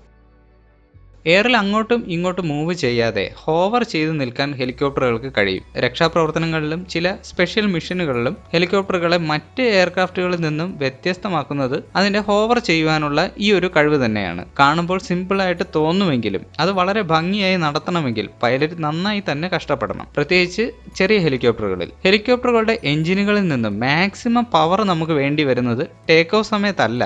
കാരണം ആ സമയത്ത് നമ്മൾ മുമ്പ് പറഞ്ഞ ഗ്രൗണ്ടിൽ നിന്നുള്ള ആ ഒരു കുഷനിങ് എഫക്റ്റ് അല്ലെങ്കിൽ ഗ്രൗണ്ട് എഫക്റ്റ് ഉള്ളതിനാൽ എഞ്ചിൻ പവർ താരതമ്യേന കുറച്ച് മതിയാകും. എന്നാൽ ഗ്രൗണ്ടിൽ നിന്നും ഒരുപാട് ഉയരെയായി ഹോവർ ചെയ്ത് നിൽക്കുമ്പോൾ എഞ്ചിന്റെ മേൽ നല്ല സ്ട്രെസ് വരുന്നുണ്ടാകും. ഹെലികോപ്റ്ററിനെ നിയന്ത്രിച്ച് നിർത്തുന്നതിനോടൊപ്പം തന്നെ എഞ്ചിന്റെ എല്ലാ പാരാമീറ്റേഴ്സും പൈലറ്റ് ഈ സമയം തുടർച്ചയായി ശ്രദ്ധിച്ചുകൊണ്ടിരിക്കണം. പ്രത്യേകിച്ച് എഞ്ചിൻ ടെമ്പറേച്ചർ, ഇവിടെ അത് ഇന്റർ സ്റ്റേജ് ടർബൈൻ ടെമ്പറേച്ചർ എന്ന് പറയും. അതുപോലെ engine oil temperature, oil pressure, ഇവയുടെ ഇൻഡിക്കേഷനും ഹോവറിംഗ് സമയത്ത് എപ്പോഴും ശ്രദ്ധിച്ചുകൊണ്ടിരിക്കണം. ഇപ്പോഴിറങ്ങുന്ന പല ആധുനിക ഹെലികോപ്റ്ററുകളിലും പൈലറ്റിന്റെ വർക്ക് ലോഡ് കുറയ്ക്കുവാനുള്ള ഓട്ടോ പൈലറ്റ് സംവിധാനം നൽകിയിട്ടുണ്ട്. അതായത് പറന്നു വരുന്നു കഴിഞ്ഞ് നമ്മൾ സെറ്റ് ചെയ്തു കൊടുക്കുന്ന ആൾട്ടിറ്റ്യൂഡ്, എയർ സ്പീഡ്, ഹെഡിങ് എന്നതിനനുസരിച്ച് ഹെലികോപ്റ്റർ പറന്നുള്ളൂ. പൈലറ്റ് ഇൻസ്ട്രുമെന്റ്സ് എപ്പോഴും മോണിറ്റർ ചെയ്യണമെന്ന് മാത്രം. അതുപോലെ പൈലറ്റ് സെറ്റ് ചെയ്തു കൊടുക്കുന്ന ആൾട്ടിറ്റ്യൂഡിൽ ഹോവറിംഗ് ചെയ്യുവാനും ചില ഹെലികോപ്റ്ററുകൾക്ക് കഴിയും.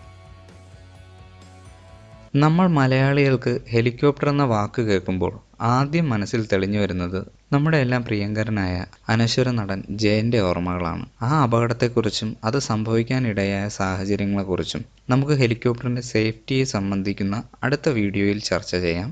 ഈ വീഡിയോ നിങ്ങൾക്ക് എല്ലാവർക്കും ഇഷ്ടപ്പെട്ടെങ്കിൽ ലൈക്ക് ചെയ്യുവാനും കമൻറ്റ് ചെയ്യുവാനും മറക്കരുത്.